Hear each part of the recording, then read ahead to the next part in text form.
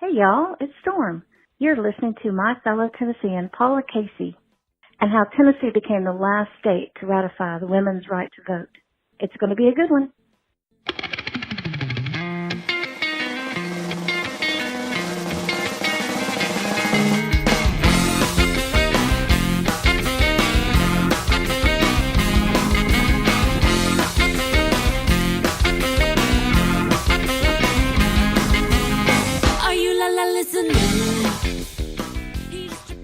Hey everyone, this is Kelly with Two Broads Talking Politics. I'm here with my co-host Sophie. Hey Sophie. Hey Kelly. And we are talking on the 100th anniversary of the Senate voting to approve the 19th Amendment. And so we're talking today with Paula Casey, who is the co-founder of the Tennessee Women's Suffrage Heritage Trail and who has spent several decades educating people about the 19th Amendment and Tennessee's role in it. Hi, Paula. Hey, how are y'all doing? Excited to be celebrating this very important anniversary and happy to be talking to you today. Thank you. So could you start by telling us just a little bit about how you became interested in this and what you've been doing to educate people over the years? Absolutely. I was very fortunate to have the late, great Carol Lynn Yellen as my friend and mentor. We were actually in Houston in 1977 at the National Women's Conference, which was a great occasion, and I was quite young. I was 23, and she had told me in later years about how important the suffrage movement was. Now, I grew up in Nashville and went to public schools in Nashville, graduated from the University of Tennessee in Knoxville, go Lady Vols, and I did not really know this story until I was 21 years old. And Carol Lynn had told me in 1989 that she wanted to do a book. And she had written an article in American Heritage Magazine in December 1978, which was the second longest article that they had published at that time, and it was called Countdown in Tennessee. And she wanted to do a book. So she and I talked about it, and then Dr. Jan Sherman moved to Memphis in 1994, and she was going to be teaching in the history department at what was then Memphis State University, now the University of Memphis. And so we decided that we would have something in 1995 to commemorate the 75th anniversary, because people tend to pay attention at incremental anniversaries. So we decided we were going to do a book based on what was cut out of Carol Lynn Yellen's article. So I kind of got everything together, and I raised the money to publish the book, The Perfect 36, Tennessee Delivers Women's Suffrage, because there really wasn't a whole lot at that time. Dr. Antoinette Elizabeth Taylor had written a book called The Women's Suffrage Movement in Tennessee, and it was published in 1957. But there really hadn't been that much. And, women's studies really didn't become a scholarly field until the 1970s. So we've been making up for that and having more research, more information available, and our book came out, and the way I raised the money was to donate it to every school, library, and college in the state of Tennessee, and then, of course, I've had libraries nationwide buy it. So the idea was that we would explain what happened really beginning with the Revolutionary War up through the ratification and Tennessee's pivotal vote. All American women vote today thanks to Tennessee. That's amazing. So let's talk a little bit. It's been so long since we have had a constitutional amendment passed in this country. I believe I was finishing up middle school the last time one actually went through. So can you talk just briefly about sort of what the process is for an amendment? So what did the 19th Amendment have to go through to become, an actual constitutional amendment? Well, it took years with the introduction into Congress, and it finally passed the House on May 21st, 1919. But before that, there had been a lot of effort in the states, and Carrie Chapman Catt was the one who came up with the winning plan, and that was to get the states to allow their women to vote. Because here's what we've got to point out. The Constitution grants the rights, but it is the states that implement voting rights and voting requirements. So the 19th Amendment does not say just white women, although that became the reality once it was ratified, but it had to go through the process where the people were organized within the states and putting pressure on the federal legislators. So when it passed the Republican-controlled House on May 21st, 1919, then it went to the Senate, and the Senate concurred on June the 4th, 1919, and it passed the House 304 to 89, which was 42 more votes than they actually needed. And then in the Senate passed it 66 to 30, which was 2 more votes than necessary. So then it went to the states after June the 4th, 1919, and it turned out that 35 states ratified, 9 states outright rejected it, and 3 states wouldn't even consider it. And that's how it fell to Tennessee, a border state with no history of progressivism. I mean, I still marvel that it passed in Tennessee, but the reason that it did is that we had all of these organizations and committed suffragists. And let's also point out that in the United States, the correct term is suffragist. The British were the suffragettes, and they were considered so radical that the Americans wanted to distinguish themselves. So our suffragists were organized, and we had some terrific people, and especially the men and those 36 state legislatures who voted to willingly share power. That's worth noting. And in Tennessee, we were fortunate that we had Representative Joe Hanover from Memphis, who became the floor leader and was an ally of Carrie Chapman Catt. And we're going to honor him on the Memphis Suffrage Monument that's going to be unveiled later this year.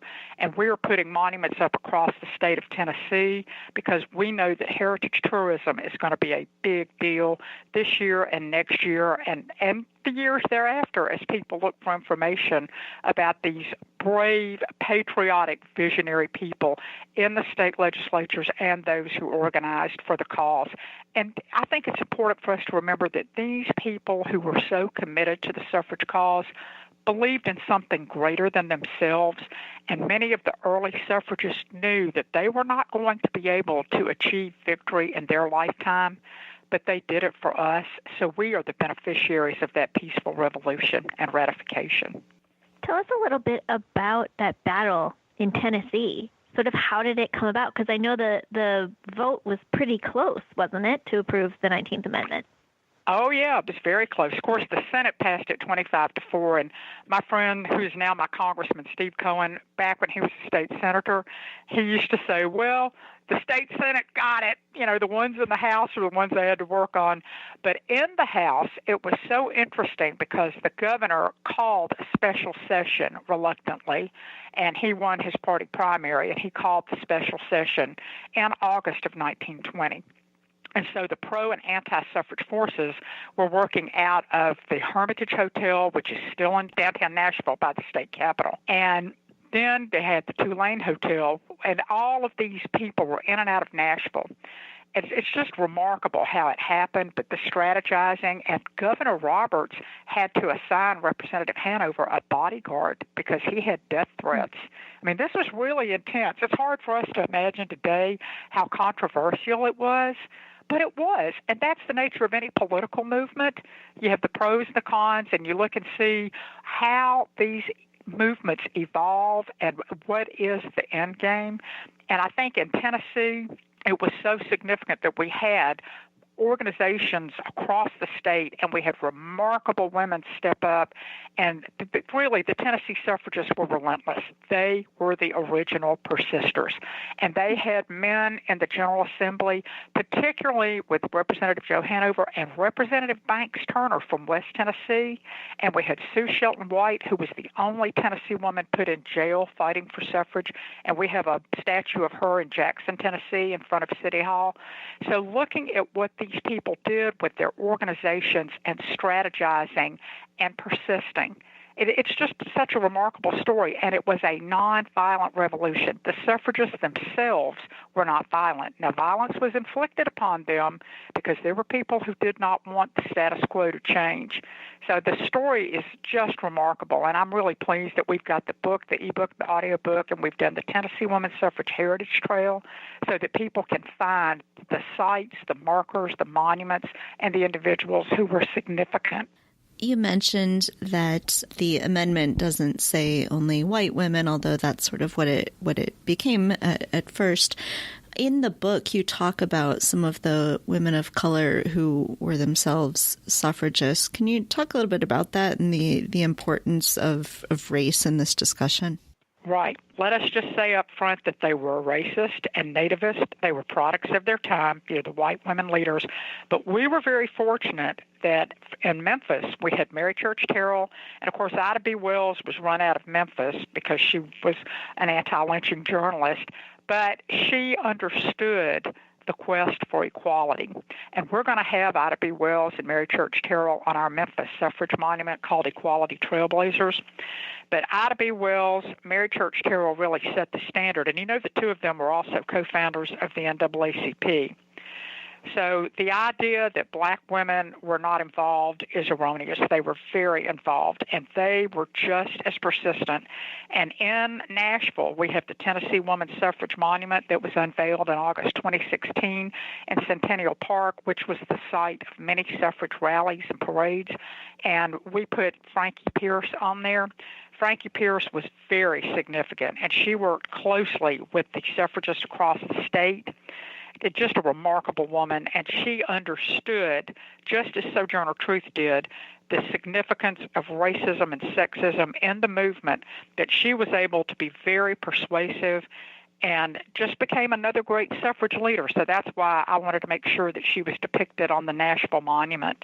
One of the things I'm always very interested in when thinking about and learning about suffragism is the anti-suffrage movement, mostly because I always, mostly as a child, imagined this suffrage fight as being women against men, kind of like a gender battle. But a lot of the anti-suffragists, in fact, most of them, I believe, were women.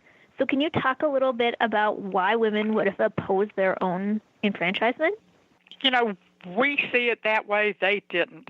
There was belief, particularly in the early suffrage movement, in separate spheres, the male sphere and the female sphere, and there were people who genuinely believed that those two spheres should not intersect. And fortunately, they were wrong. We prevailed. But we need to understand that there were people who were threatened by upending the status quo. There were many women of privilege who did not want to lose that privilege, and they did not see that getting involved in the rough and tumble and dirty world of politics was going to benefit them.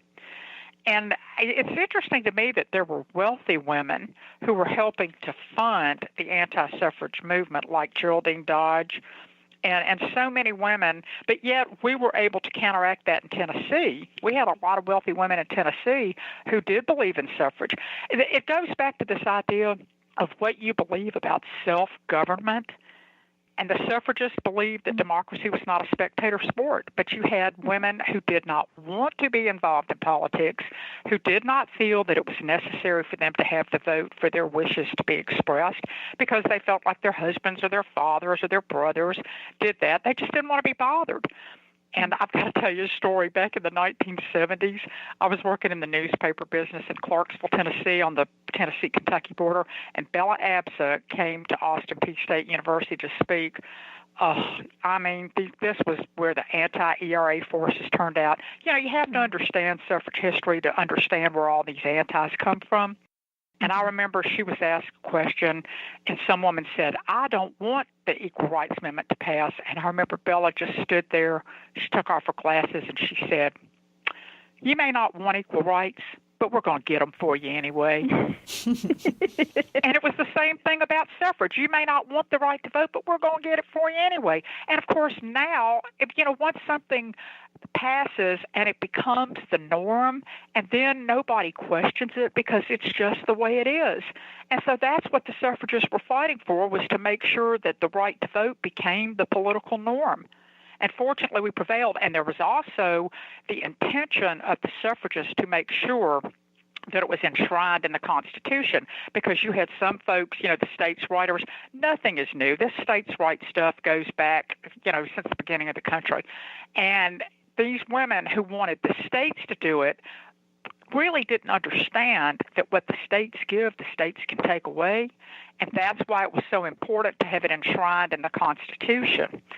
So that struggle to have it in the Constitution was definitely the way to go, because now, anybody born in the United States has the right to vote. And as women, we don't have to worry about that right being taken away.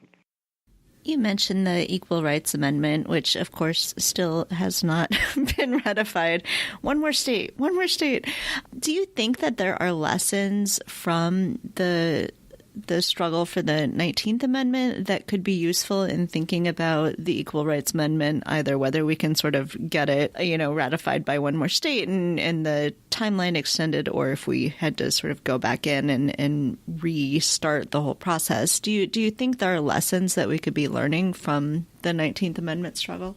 Absolutely. All you have to do is look at Alice Paul. She wrote it. It was introduced in 1923, and she said it was going to take more than 70 years to pass.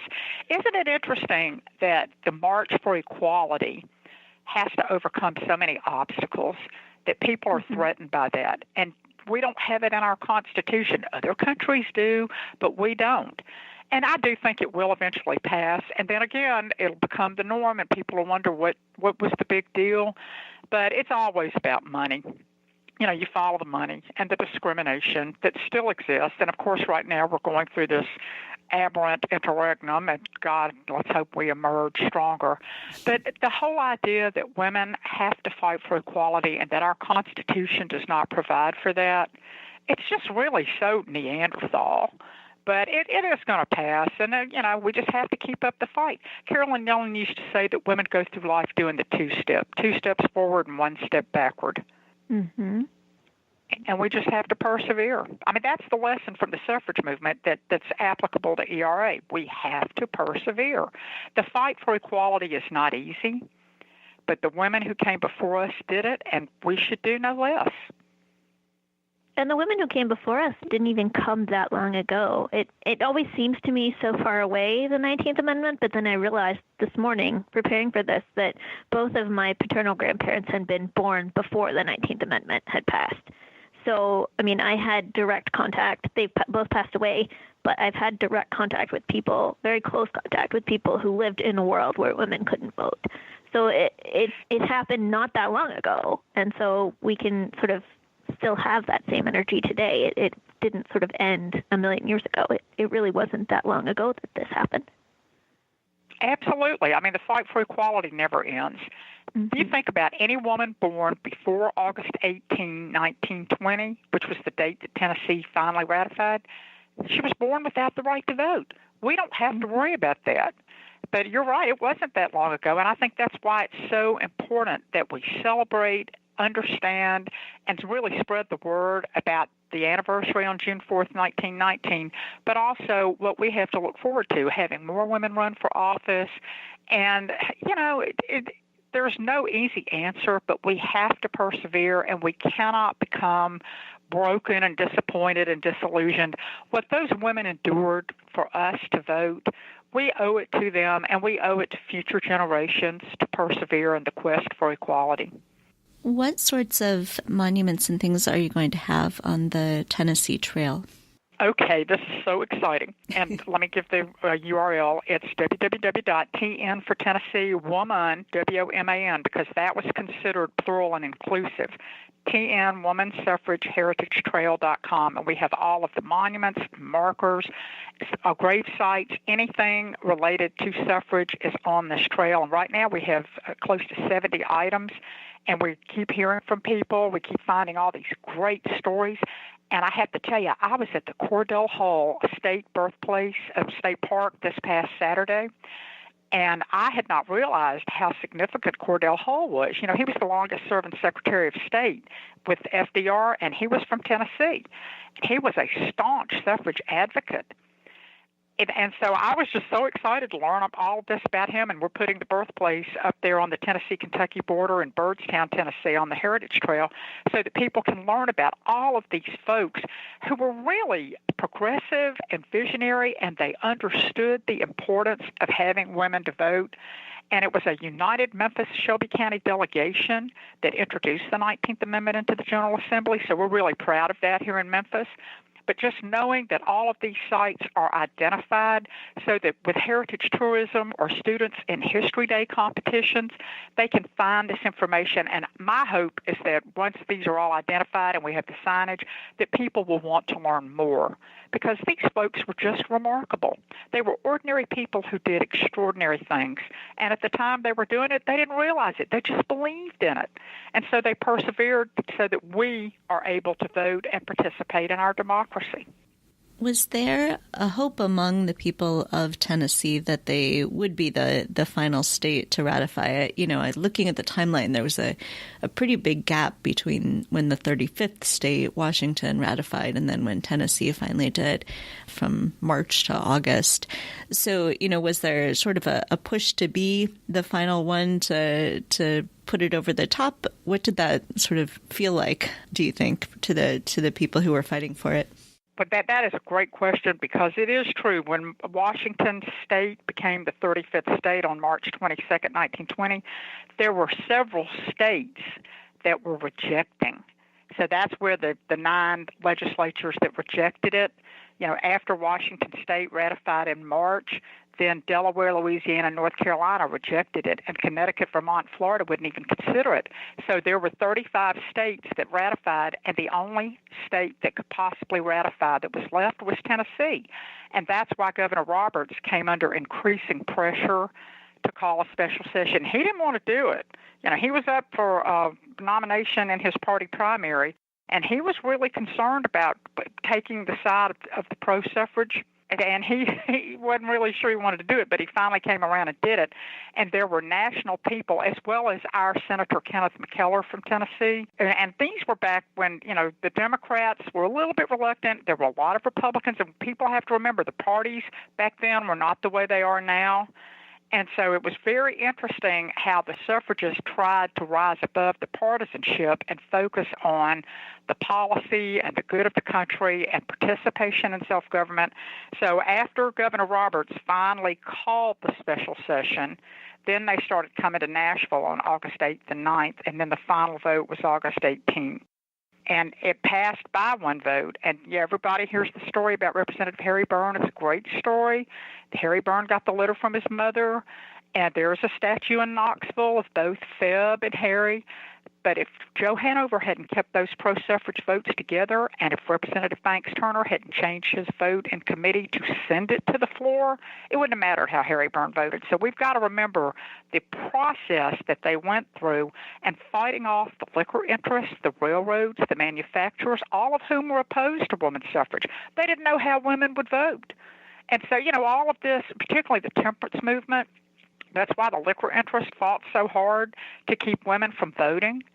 And the fact that it happened in Tennessee and that it came down to that final vote in the House, I mean, it's a source of great pride for us, but it's also a great story for Americans to know and remember.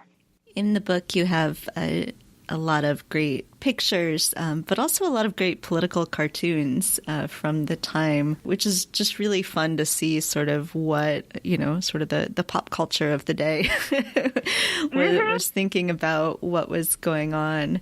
Do you think this is something that sort of everyday people were thinking and talking a lot about? I do, and here's what is so interesting to remember. All they had back then were newspapers and letters. They didn't have social media. They didn't have television. I mean, it's just a remarkable story how they were able to reach the rural areas. And in Tennessee, on April 22nd, 1919, the first woman to legally cast a vote was in rural West Tennessee, and her name was Mary Cordelia Beasley Hudson. Tennessee had actually passed limited suffrage on April 14, 1919, allowing women to vote in municipal and presidential elections only, because that was part of Carrie Chapman Catt's winning plan to get the states on board. This woman in rural West Tennessee stood in line in Camden, Tennessee, which is right by the Tennessee River, the beginning of West Tennessee, and she went and voted in the first election. And it's just amazing when you look back and think that that municipal election was already scheduled. But a rural West Tennessee woman was able to legally cast the first vote, and she was so proud. And she wrote, and it was quoted in the local newspaper, that she was so excited to be able to vote, and she voted for the man who was the winning mayor and was proud of it. So I spoke up there on April 22nd, and we had the best time celebrating her vote and the whole idea that because the state did allow limited suffrage, that made sure that the Tennessee legislators got on board, and it really did help Tennessee ratify the 19th Amendment. Paula, is there anything else that you wanted to make sure we talk about? I just want people to celebrate this history and look at what other states have done. New York has a great heritage trail. There's going to be so much happening in 2020. That's why I wanted all of these monuments in place before 2020. And on New Year's Day, the Rose Parade is going to have a suffrage centennial float. So we need to celebrate and be happy that we have our right to vote, but also let's get more good women elected and let's have people involved in the process. We've got to get our voter turnout rates up and just celebrate and appreciate what these suffragists did. All right, and we'll put links up to the Heritage Trail in Tennessee as well so people can see more about that and maybe start planning your vacations. Great idea. Thank you.